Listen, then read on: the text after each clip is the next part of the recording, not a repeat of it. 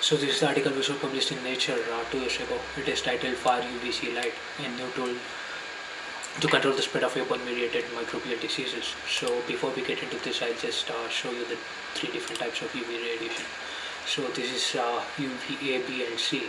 As you go from A to C, the wavelength decreases and the frequency. So you have the frequency increases. So you have much more energy as you go from A to C.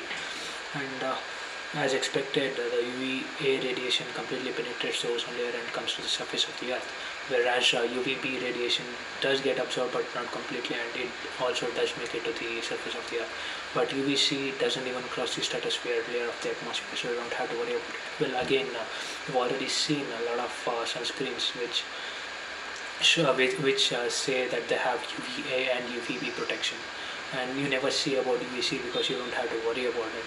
So getting back to the article, this article uses 222 nanometer wavelength of UVC radiation, that is the far end of the spectrum. They use it to disinfect. It inactivates drug resistant bacteria without apparent harm exposed to mammalian skin. We'll see about that later. Well, coming back to the setup that they have arranged, as you can see, this is the nebulizer. They have influenza virus here, and they're nebulizing the virus particles and making it in the aerosol form here. This is the aerosol exposure chamber, and this is the UV exposure area where it is where the aerosols are being exposed to UV radiation.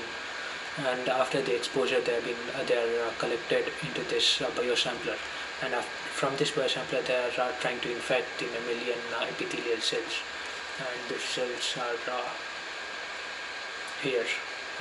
This is the control test where there was no UV radiation exposure. As you can see, the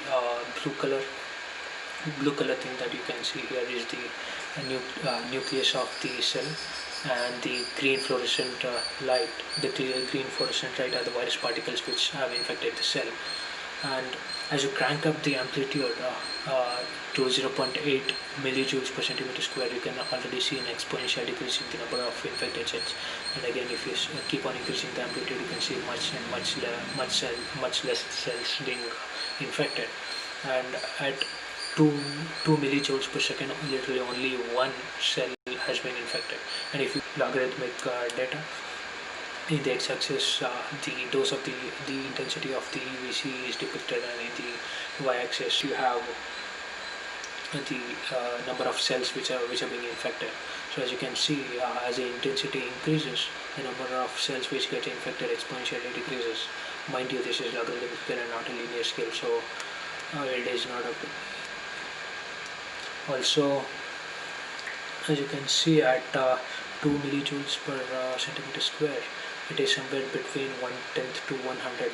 It's like almost completely obliterates 90% of the bacteria or the virus particles at this intensity.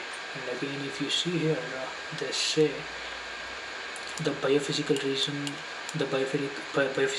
is that due to the strong absorbance in the biological materials, far UVC light does not have sufficient range to penetrate through even the outer layer of the surface of the skin, that is the stratum corneum, or the outer tier layer of the surface of your eye. Well, again, if you can see this, this is the